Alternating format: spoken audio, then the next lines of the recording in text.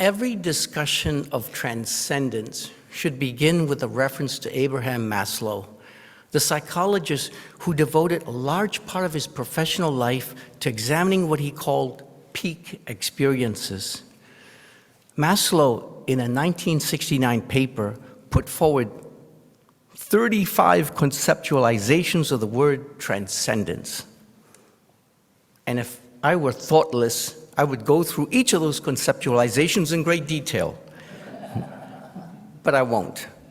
Fortunately, Maslow also separated human needs into just two parts: deficiency needs, such as hunger, shelter, affection, etc., and growth needs, of which transcendent experiences are the most important.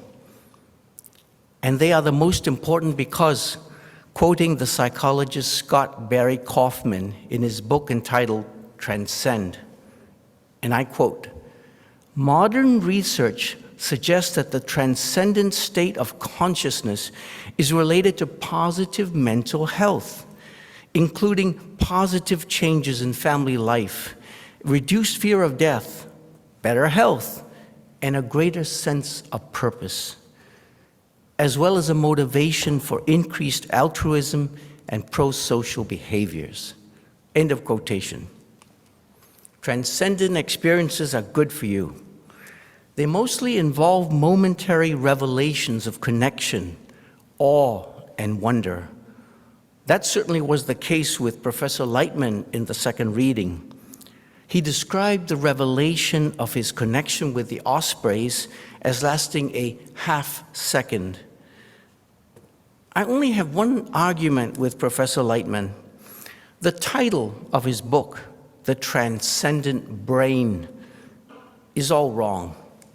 It is not the brain that experiences transcendence, but the whole body, which is why people who have experienced transcendence often need time to rationalize what they felt.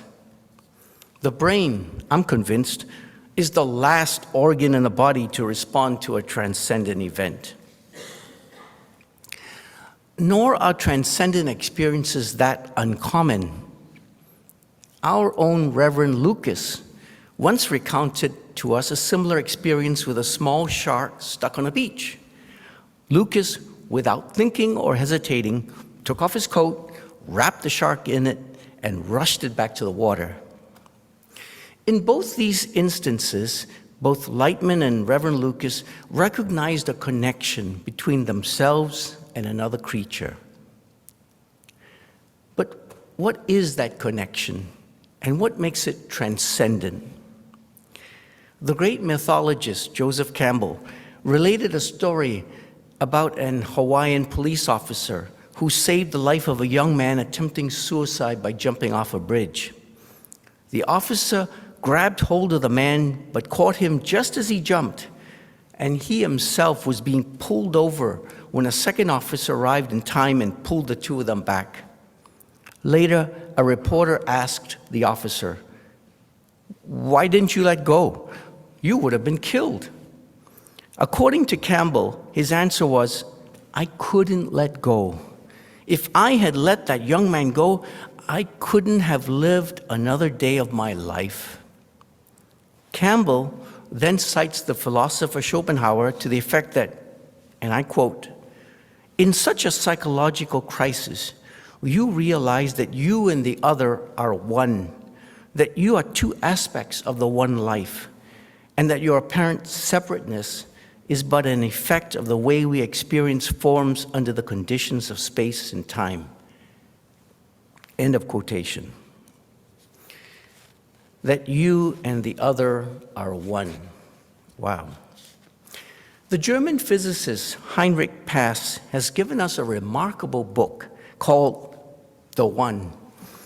In it, Professor Pass argues that we need to see the universe not as a collection of things or beings, but as a single, all-encompassing thing. And he arrives at this conclusion by drawing on the work of a number of physicists who have concluded that quantum mechanics, that field that deals with the minute world of electrons, photons, and other particles, needs to be applied to the entire cosmos. And when we examine the universe with the equations of quantum mechanics, Professor Pass tells us that we end up with the ancient concept of monism, that believes that there's only a single entity, the universe, and that all the different things we see around us is some kind of illusion. We don't have the time or energy to delve more deeply into Professor Pass's theories. We just have to note how well his ideas about the universe, its oneness, where everything is connected, align with what people actually experience in states of transcendence. And that alignment is total. So, if there's one book you should read this year, it's The One by Heinrich Pass. So, let's assume that the monistic view is more or less correct, and that we're all intimately connected with everything else in the universe. Why do we not see this? Well, the scientist Donald Hoffman has devoted a large part of his life to exploring our perception of reality. In his seminal book, The Case Against Reality, Professor Hoffman argues that we can't reliably assume that what we see around us is actually reality. Evolution has forged our senses to perceive the world in such a way as to ensure our survival and propagation, not to see reality as it really is, whatever that may be. In support of Professor Hoffman, the psychologist Scott Barry Kaufman, whom we quoted earlier, states the following, and I quote, by the way, without apologies, I'm stealing a lot of ideas from a lot of people. But you know, in publishing, we have a saying, God gave you eyes, plagiarize. Which reminds me of an apocryphal story about the Russian composer Tchaikovsky. He's supposed to have taken music from a obscure other composer and used it in one of his symphonies. And when a friend pointed out that that music belonged to another composer, he's supposed to have replied, yeah, but that music's too good for him.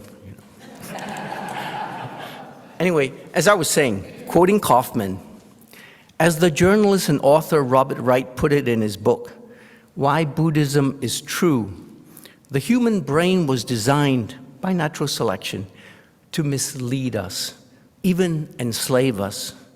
All that our genes care about is getting propagated into the next generation, no matter the cost to the development of the whole person.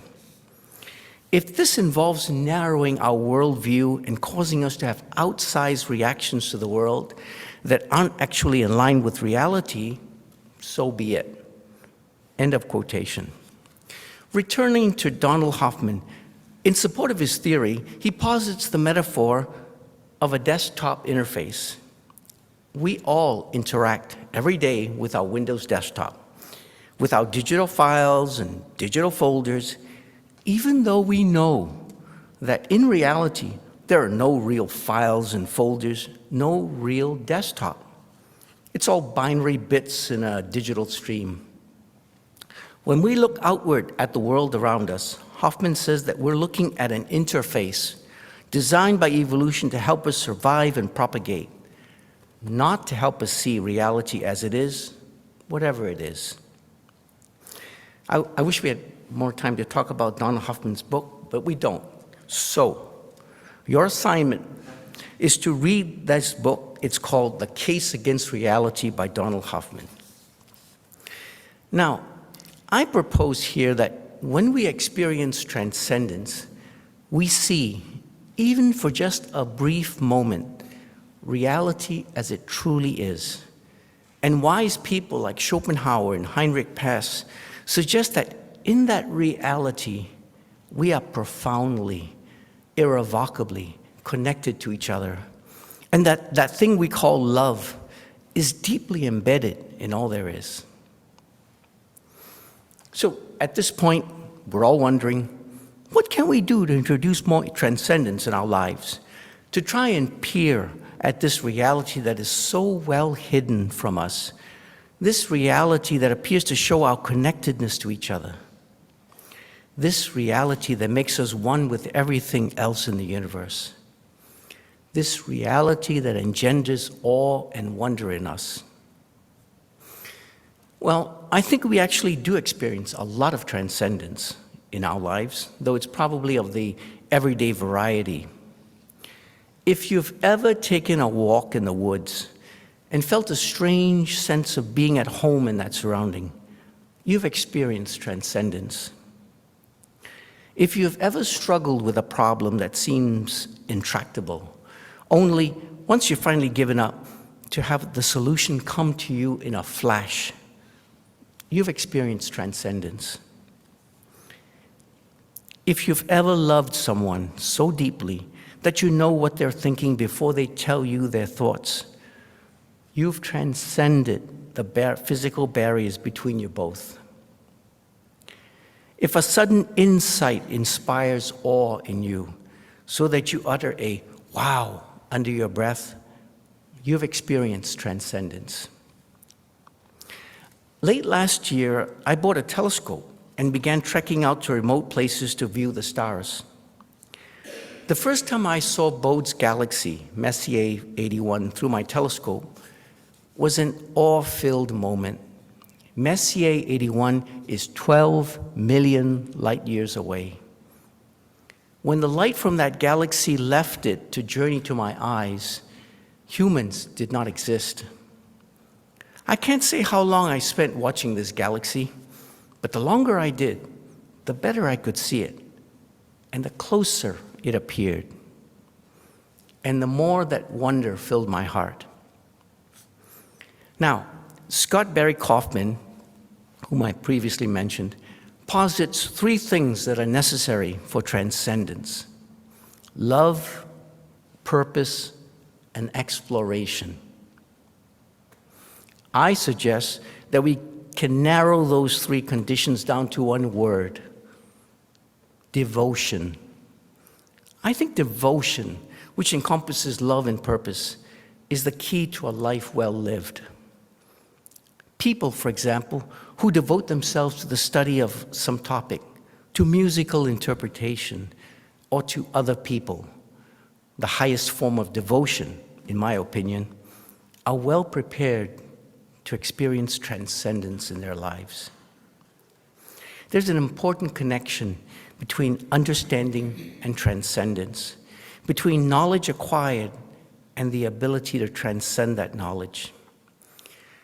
For example, the great pianist and interpreter of Johann Sebastian Bach, Rosalind Turek, exemplifies this aspect. Once, after working extraordinarily hard at understanding Bach's music, she suddenly had a revelation that revealed to her the true way of playing Bach's music.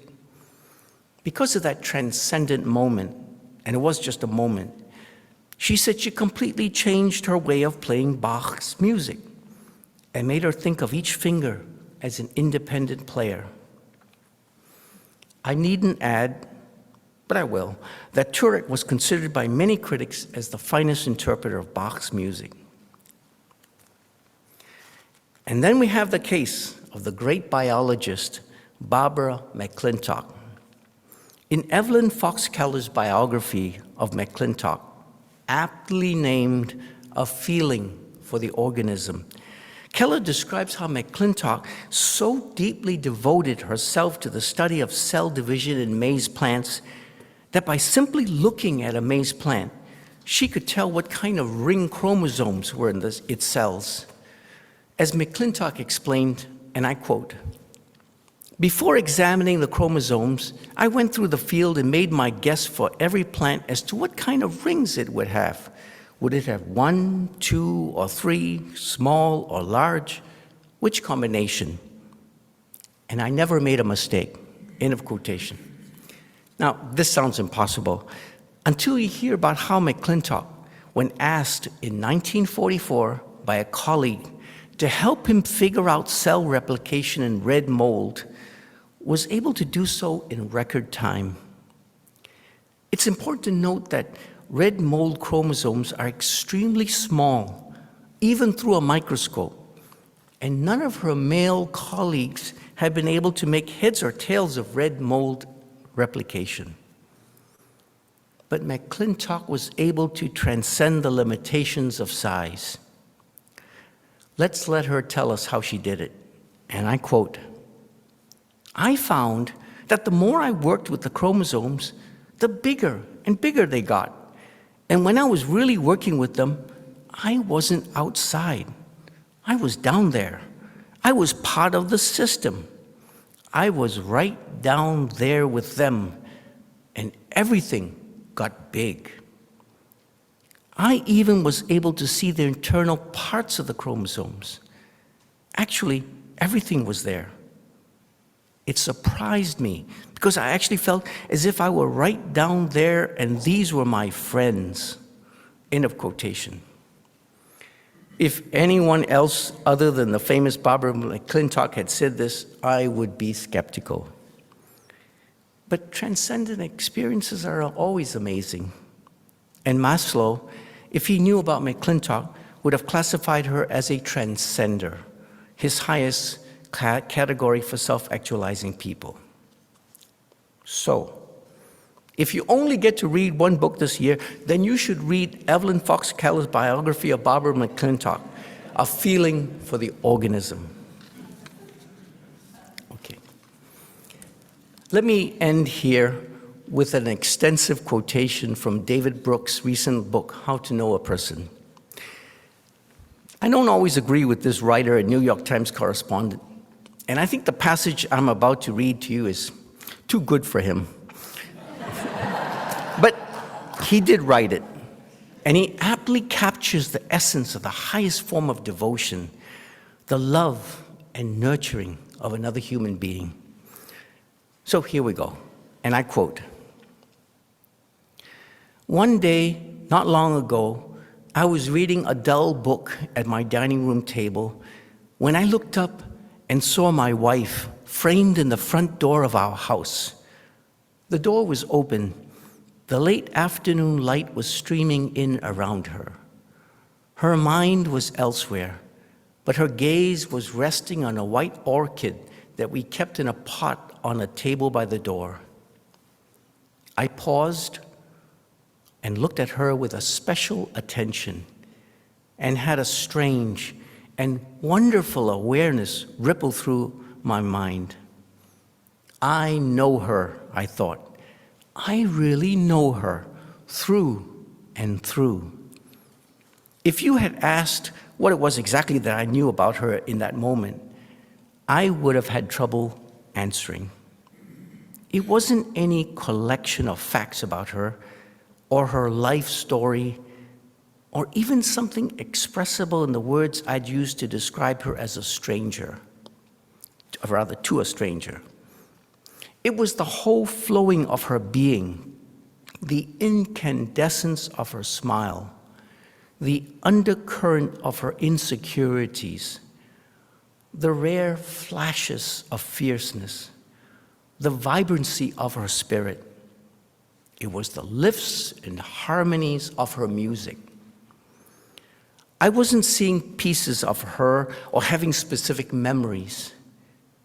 What I saw or felt I saw was the wholeness of her, how her consciousness creates her reality. It's what happens when you've been with someone for a while, endured and delighted together, and slowly grown an intuitive sense of how that person feels and responds. It might even be accurate to say that for a magical moment, I wasn't seeing her, I was seeing out from her. Perhaps to really know a person, you have to have a glimmer of how they experience the world. To really know someone, you have to know how they know you. The only word I can think of in the English language that captures my mental processes in that instant is beholding. She was at the door, the light blazing in behind her, and I was beholding her. They say that there's no such thing as an ordinary person. When you're beholding someone, You're seeing the richness of this particular human consciousness, the full symphony, how they perceive and create their life. End of quotation. How delicious that moment must have felt to David Brooks. Loving, intimate, profound. It was the bliss of human connection. And so I wish to you all, with all my heart, such transcendent experiences. Thank you.